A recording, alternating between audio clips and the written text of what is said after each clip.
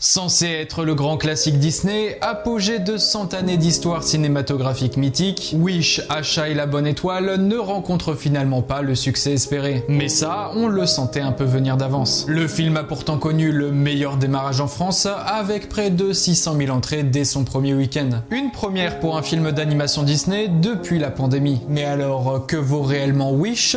On va voir ça ensemble. Imaginez un lieu où les vœux sont exaucés. Un lieu où vos désirs les plus profonds deviennent réalité. Hey, bonjour à tous, j'espère que vous allez bien. On se retrouve aujourd'hui pour ma dernière critique de l'année 2023. Fait cocasse car j'ai commencé cette année, très florissante pour la chaîne d'ailleurs, avec justement une critique du précédent Disney, Avalonia. Ouais, rendez-vous compte que j'avais moins de 1000 abonnés à l'époque. Mais tant qu'on est dans le sujet, tiens, n'hésitez pas à vous abonner si le monde de l'animation vous plaît. Vous pouvez également soutenir la chaîne avec un like, un partage et un petit commentaire. Bref, comme toute bonne fin d'année qui se respecte, on a le droit à de nombreuses grosses sorties d'animation, dont Mars Express, que je n'ai pas traité sous format critique, mais dont je parlerai dans une vidéo dédiée à l'animation française, Migration de chez Illumination, que j'ai eu la chance de voir en avant-première avec les équipes et le réalisateur du film, Chicken Run 2, qui sort le 15 décembre sur Netflix, Le Grand Magasin, Sirocco, etc., etc. Mais surtout notre sujet du jour, Wish, Achat et la bonne étoile, ou plus sobrement Wish dans sa version originale. Nous les Français et les Québécois aussi, on aime bien les titres à rallonge. J'imagine que c'est pour éviter le rapprochement un poil trop facile avec le site de vente chinois. L'attention est là, mais je doute que ça ait marché malheureusement. Ouais, vous saurez pourquoi. Mais bref, chers amis, ne perdons pas une minute de plus et rentrons dans les détails de ce film destiné à représenter les 100 ans de Disney, mais qui sera sans doute très vite oublié. Plongeons-nous tous ensemble dans ma critique de Wish, Achat et la bonne étoile. Générique.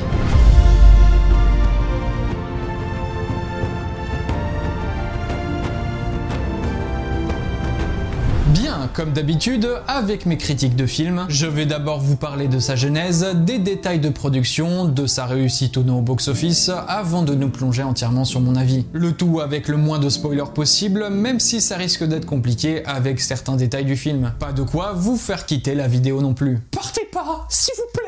Wish est le 62e classique d'animation des studios Disney, réalisé par Chris Buck et Fawn Vera Surstorn, et sorti ce 29 novembre dans nos salles françaises. Chris Buck n'en est pas à son coup d'essai, car il est le réalisateur derrière Tarzan sorti en 99, quand même, mais également Les Rois de la Glisse de chez Sony Pictures Animation, pourquoi pas, et enfin Les Deux Reines des Neiges, sortis respectivement en 2013 et 2019. On est donc sur une personnalité ayant beaucoup apporté au studio Disney. Quant à Fawn, on part sur une toute première expérience en tant que réalisatrice, elle qui a bossé chez Disney comme scénariste ou encore chef d'histoire sur Raya et le Dernier Dragon. Bon, on est sur deux réalisateurs avec plus ou moins d'expérience, un bon mélange j'imagine, pour créer un film d'animation qui restera dans les mémoires et marquera à jamais l'histoire de Disney, n'est-ce pas? Bon, déjà, ça part mal cette histoire, et pour cela, un peu de contexte. Disney, comme vous l'avez très certainement remarqué, n'a pas vraiment le vent en poupe depuis quelques années, en particulier depuis la pandémie en 2020. Je dirais même que le dernier classique d'animation mémorable remonte à Vaiana en 2016, si on exclut bien sûr La Reine des Neiges 2, qui rafle certes tous les records, mais qui soulève tout de même de nombreuses critiques négatives sur sa qualité. Ralph 2.0 est maladroit, voire mauvais, Raya et le Dernier Dragon est oubliable, Encanto avait trouvé une belle recette et un souffle d'espoir, mais qui est vite retombé dans l'oubli également. Avalonia est juste inconnu, ou plutôt utilisé comme prétexte de moquerie en vue de nombreuses polémiques qu'il a subies. Et enfin donc Wish, qui en plus de devoir gérer l'ambiance générale de merde autour du studio depuis quelques années, doit en plus gérer les avis négatifs du public,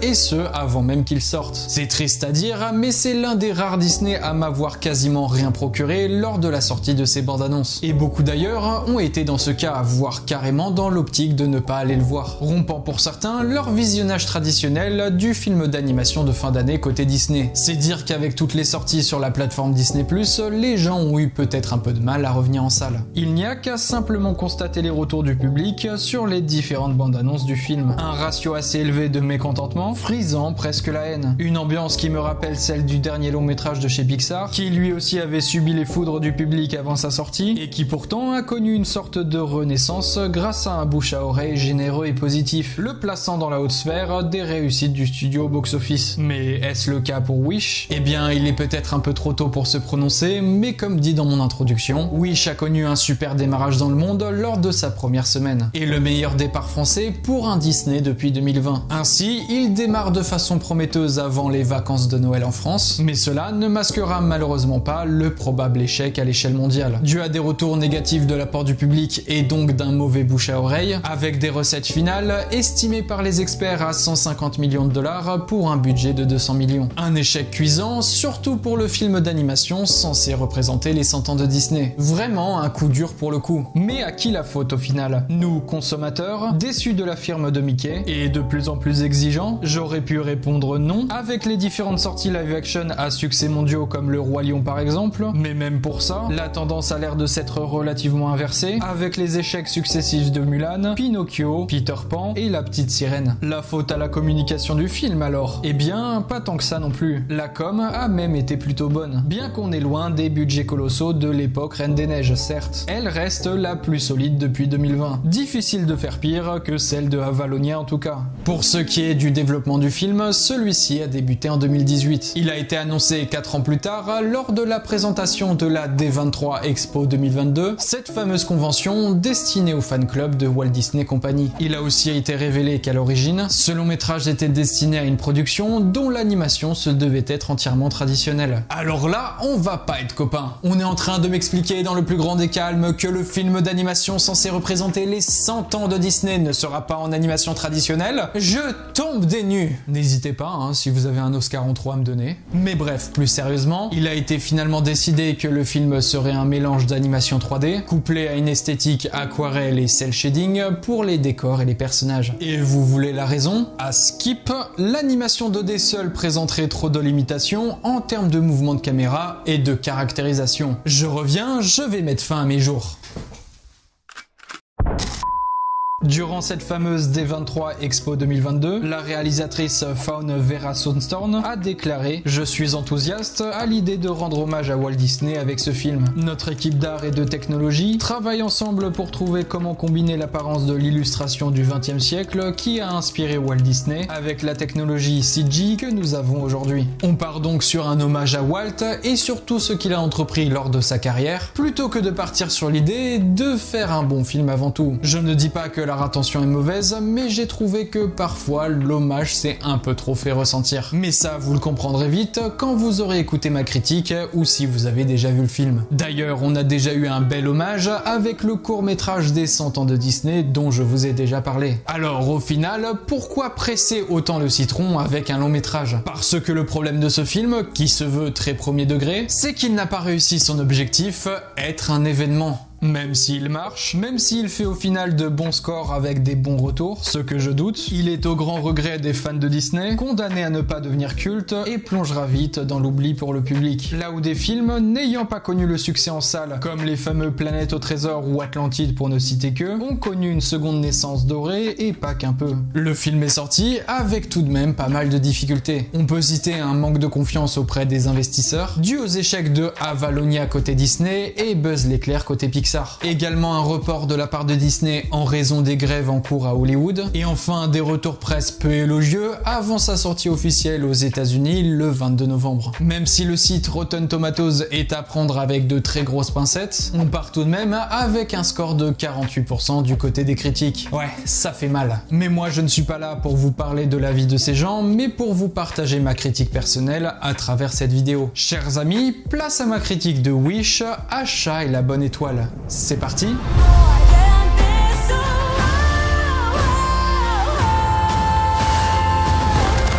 Dans le royaume de Rosas, situé au large de la péninsule ibérique, nous suivons l'histoire d'une jeune fille de 17 ans nommée Asha, royaume dirigé par le roi Magnifico. Ayant étudié la sorcellerie après avoir perdu sa famille, il est capable d'exaucer les plus grands désirs de ses sujets. À l'âge de 18 ans, chaque citoyen renonce à ses désirs pour qu'ils soient scellés et protégés par le roi jusqu'à ce qu'il puisse les réaliser. Une fois par mois, lors d'une cérémonie spéciale, le roi sélectionne un souhait à accorder à un citoyen méritant. Asha, quant à elle, Kyle ressent une obscurité dans les intentions de Magnifico que personne d'autre ne perçoit, ce qui l'emmène à lancer un appel passionné aux étoiles dans un moment de désespoir. Une véritable étoile du ciel, nommée Star, répond au souhait d'achat. Ensemble, ils vont prouver que le souhait d'une personne déterminée, allié à la magie des étoiles, peut réellement produire des miracles. Voilà pour le speech du film sans trop spoiler. Tout est dévoilé dans les bandes annonces de toute façon. Alors, par où commencer? Eh bien, je sais pas vous, mais moi je l'ai vu dans sa version originale.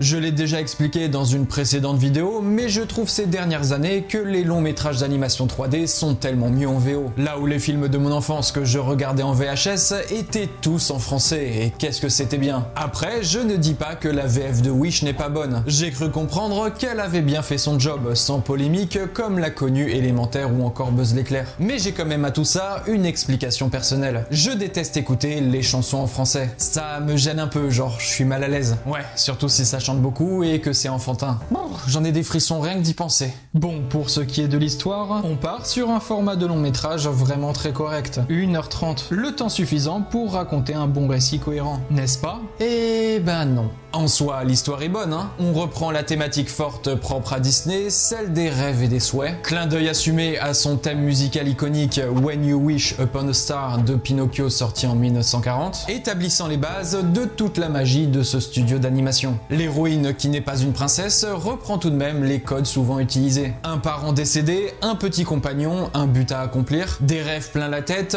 une magnifique voix, bref, tout pour faire un Disney revenant aux sources. Et quelque part, c'est un peu ce que le public rêvait depuis longtemps, revenir aux sources. Alors, pourquoi ça a foiré? Eh bien, pour 1h30 de film, l'histoire est assez rushée, cousue de fil blanc, souffre d'un manque cruel d'originalité et de prise de risque. Les personnages sont tous très peu développés, en particulier les persos secondaires qui sont soit sous-exploités malgré leur potentiel, soit vides et insipides, soit carrément inutiles ou énervants. Il y a trop de chansons dont on ne retient que la moitié, tellement certaines sont mal exécutées. Le méchant, quant à lui, vite révélé, se voit à des kilomètres et manque de matière pour justifier ses actes. Bref, le film manque d'au moins 15 bonnes minutes pour consolider ce développement assez fragile. Là, je vous ai un peu résumé brièvement pour vous donner un aperçu de mon avis, mais je vais rentrer un peu plus dans les détails. Bon, déjà, commençons par commenter la première chose qui nous saute aux yeux, la direction artistique et l'animation. Alors, je ne suis pas de ceux ayant critiqué d'entrée de jeu les graphismes du film. Au contraire, j'ai trouvé même plutôt intéressant que les équipes se soient penchées sur un style original mélangeant 3D et cel shading avec un aspect très aquarelle pour les décors, rappelant ceux du film La Belle au bois dormant sorti en 59. Clin d'œil d'autant plus assumé avec le film qui débute avec un livre de contes qui s'ouvre pour nous raconter l'histoire. Donc oui, le style est intéressant et original, mais manque clairement de précision et d'expérience. Et mon dieu que ça saute aux yeux. Pour un film des 100 ans de Disney, on ne peut se permettre de tester de nouvelles choses en mode « Oh, on verra si ça plaît ». Je ne dis pas qu'il faut pas prendre de risques, mais faut être sûr de son coup quoi. C'est pour ça qu'un film full animation traditionnelle n'aurait pas été de refus. Enfin bref. Le film n'arrive pas à être cohérent graphiquement. Du début à la fin, ses plans sont morcelés, avec des personnages qui semblent être ajoutés de manière abrupte sur l'arrière-plan, sans réellement s'intégrer. Cette combinaison ne parvient qu'à créer de l'étrangeté et une superposition de calques hétérogènes. Cela pourrait être dû à un mauvais compositing, car le travail de post-production vise justement à harmoniser les différents plans d'une image animée grâce à des effets d'éclairage, de matière et de texture. Sans compter le travail sur les foules en arrière-plan, qui laisse clairement à désirer. Là où les films d'animation traditionnels d'époque arrivaient clairement à séparer les sujets du décor avec un système de couleurs et d'ombres, rendant agréable la lecture. En clair, j'aurais aimé une utilisation plus assumée des techniques tradies au profit des technologies 3D que l'on exploite depuis plus de 25 ans maintenant. Et attention, les décors sont vraiment beaux. Les personnages de près fonctionnent bien, en particulier l'héroïne, son chevreau et le couple royal, mais le reste... En gros, pour sa DA, je félicite vraiment le travail fait sur les décors. Les couleurs pastel plutôt belles et très douces, mais la 3D passe mal, les mélanges ont du mal à se faire, et l'aspect cel shading nous rappelle plus les graphismes d'un jeu Nintendo Switch qu'un film d'animation de 2023. Je vous promets, j'ai été choqué par une scène en particulier. En gros, une des amies de l'héroïne Asha prépare un gâteau, et on voit la pâte dans le saladier, toute la texture dégoulinante et lissée, et mon dieu que c'est laid. Genre des scènes de bouffe dans les films Pixar par exemple, là ça ça donne envie. Mais bref, pour ceux qui ont vu le film, vous pourrez me confirmer ça. Là où à côté, le travail fait sur Spider-Man Across the Spider-Verse nous décolle la rétine de sa beauté et de ses prises de risque. Ou même aussi l'esthétisme du Chapeauté 2. Pour ce qui est des personnages, j'ai bien aimé l'héroïne. Elle fait bien le job, tant au niveau physique que moral. Une bonne protagoniste Disney. Drôle, gentille, attachante, courageuse, tout ça. Son compagnon de route chevreau Valentino remplit lui aussi bien son rôle de comic relief. Bien qu'il se trouve vite mis de côté par la petite étoile, bien plus amusante avec des gros guillemets, car elle sert avant tout à divertir les enfants et à vendre un maximum de peluches et de goodies. Du coup, Valentino finit par ne plus servir à grand chose. C'est juste un chevreau qui parle au final. Le roi Magnifico est super, vraiment. On reconnaît bien là l'interprétation de Chris Pine. Il est beau, charismatique et il le sait. Cependant, son rôle de méchant arrive beaucoup trop vite et brusquement dans l'histoire, le rendant juste capricieux et nous donnant une image de gros bébé pourri gâté qui chouine parce qu'on lui a pas dit merci. Son caractère design, lorsqu'il est énervé, est tout de même assez efficace et apporte des expressions de visage sortant du classique. Après, je fais partie de ceux qui trouvent qu'il a un peu raison de péter des câbles contre son peuple ingrat, mais bon, pour moi, il ne constitue pas le rôle de méchant au départ, en tout cas dans ses intentions et ses désirs pour préserver le royaume. On a d'ailleurs par ce fait dans le film une sacrée métaphore du libéralisme américain. Cocasse venant d'un Disney. Sa femme, la reine, est un personnage clairement sous-exploité car elle montre un aspect badass et sûr d'elle qui fait plaisir à voir. J'aurais aimé en voir plus et surtout avoir juste 5 minutes de leur fameux background. J'ai une histoire. J'ai un background. On a juste le droit à quelques phrases, un livre de magie interdite et une tapisserie collée au mur. Mais ça n'est pas suffisant pour s'approprier la souffrance du couple royal et ce qu'ils ont enduré pour en arriver là aujourd'hui à la tête du royaume de Rosas. Franchement, c'est dommage parce que ça aurait pu créer un petit peu plus d'empathie pour le méchant, le rendant plus mémorable. On passe donc aux derniers personnages importants du film, les amis de Asha. Alors eux, que dire? Je sais pas si je dois m'énerver sur leur tête de con à tous. Ils sont insipides au possible, manque d'originalité, on dirait clairement des repompes de personnages déjà existants de l'univers Disney. Ils ne sont pas drôles, presque tous inutiles, énervants par moments et la plupart du temps bien gênants comme il faut, avec des situations et des dialogues creux ne renforçant pas leur attachement auprès de Asha. Sans compter le retournement de situation pour l'un d'entre eux, au secours. Et sinon oui, j'ai volontairement zappé la mère et le grand-père, car ils sont juste bons à remplir leur rôle, celui d'exister, sans nous apporter son lot d'émotions en plus. Grand-père qui fête ses 100 ans d'ailleurs. Clin d'œil, clin d'œil. Pour ce qui est des chansons maintenant, j'en ai aimé la moitié, surtout la principale chantée par Asha. Même si on va pas se mentir, elle arrive à un moment de l'histoire comme un cheveu sur la soupe, après une dispute pas folle entre elle et son grand-père. Je grossis le trait, hein, mais vous m'avez compris. Il y avait une des chansons aussi avec les amis de Asha pour une fois, qui rendait trop bien à l'écoute par son rythme épique, mais qui me malaisait plus qu'autre chose au niveau des images. Bah ouais, on peut pas trop leur en demander non plus. La chanson du roi passe très bien à l'écran. Je ne comprends pas trop pourquoi elle a subi autant de haine. On est certes loin de celle de Frollo dans Le Bossu de Notre-Dame par exemple, mais ça va en vrai, la chanson colle plutôt bien à son personnage en tout cas. Je me suis fait une théorie que j'aime beaucoup, celle pour laquelle cette chanson serait une référence à la fameuse grande grève ayant touché Disney en 1941. Walt Disney ne comprenait pas pourquoi ses employés se plaignaient, lui qui a tant fait pour eux. D'où mon rapprochement avec cette chanson qui prend donc tout son sens. All I really want is just a little respect. And this is the thanks I get. La pire chanson du film reste I'm a Star. Oh mon dieu, déjà que j'ai du mal avec les animaux qui chantent, mais là on arrive à un niveau de gênance. Et pas que, la chanson en soi n'a même pas un bon rythme. Elle n'est même pas écoutable en dehors du film. À l'inverse de ma préférée, celle du générique de fin. Ouais, je sais, c'est un peu dur de dire ça. Mais cette musique, A Wish Worth Making, est celle qui représente le mieux ce que j'attendais en termes d'hommage pour les 100 ans de Disney. Une musique à la fois belle et nostalgique, me redonnant clairement le sourire devant le défilement du générique de fin. Cet unique instant qui m'a vraiment procuré ce shoot de nostalgie désiré.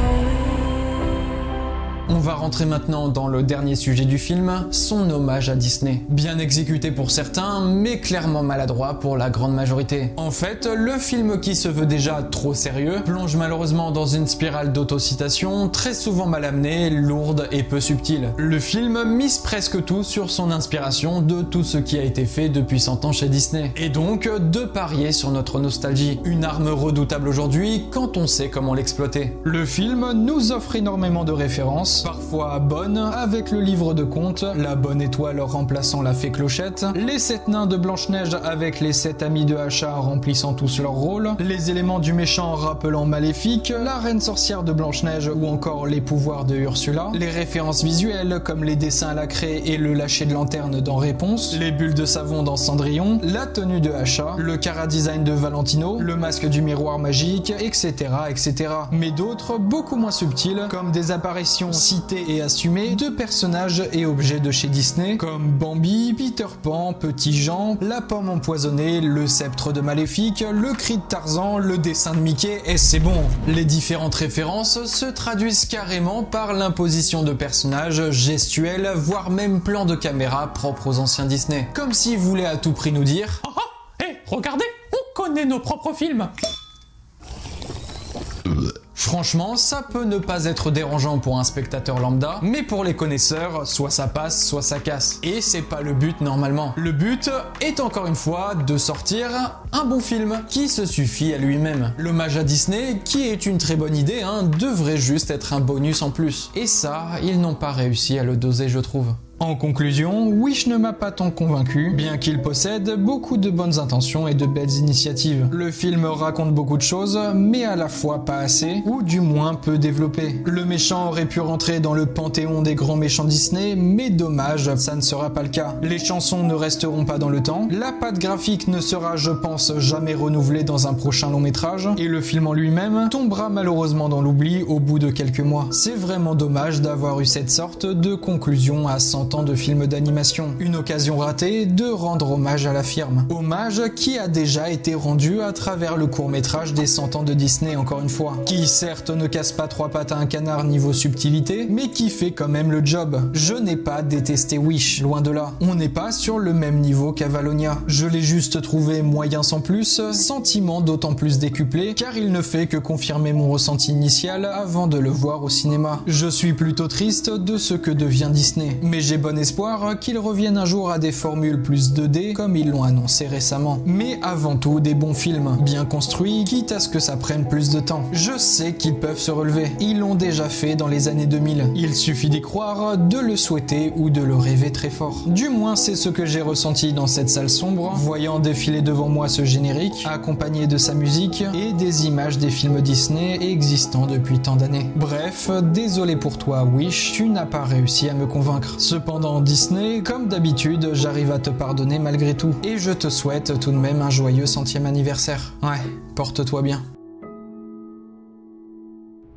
Voilà, c'est la fin de cette dernière critique de l'année. J'espère qu'elle vous a plu. Pour ma part, je tiens à vous prévenir qu'il y en aura de moins en moins sur la chaîne, et ce pour plusieurs raisons. Déjà, parce que le format me stresse un peu. C'est-à-dire que je me dépêche vite d'aller voir le film et de faire une vidéo, et même en faisant ça, j'arrive toujours 1 à 2 semaines après, tous les youtubeurs ayant déjà traité le sujet. Bref, je suis déjà hors course. En plus, c'est pas vraiment des formats qui m'attirent énormément de monde sur ma chaîne. Faute à mes retards de publication du coup. Après, c'est complètement impossible physiquement pour moi de vous sortir une vidéo le jour même de la sortie du film. En clair, je continuerai d'en faire pour les grosses licences Disney, Pixar ou DreamWorks, ou alors des films d'animation qui m'ont vraiment transcendé, mais je vais tout de même ralentir la cadence sur ce format. Et j'ai aussi envie de vous proposer un peu plus d'originalité sur la chaîne. Mais en attendant, n'hésitez pas à vous abonner si la vidéo vous a plu. Vous pouvez également lâcher votre meilleur like, partage et commentaire. Enfin, vous pouvez me soutenir financièrement en me faisant un don sur ma page Tipeee disponible dans la barre de description. Sur ce les amis, on se retrouve la semaine prochaine pour une histoire de studio. J'espère sincèrement qu'elle vous plaira. Essayez de deviner le studio dans les commentaires, tiens, pour voir qui est encore là à ce stade de la vidéo. En attendant, continuez de regarder des films d'animation. Tiens, pour une piqûre de nostalgie, rematez-vous les vieux Disney. Mais surtout, n'arrêtez jamais de rêver.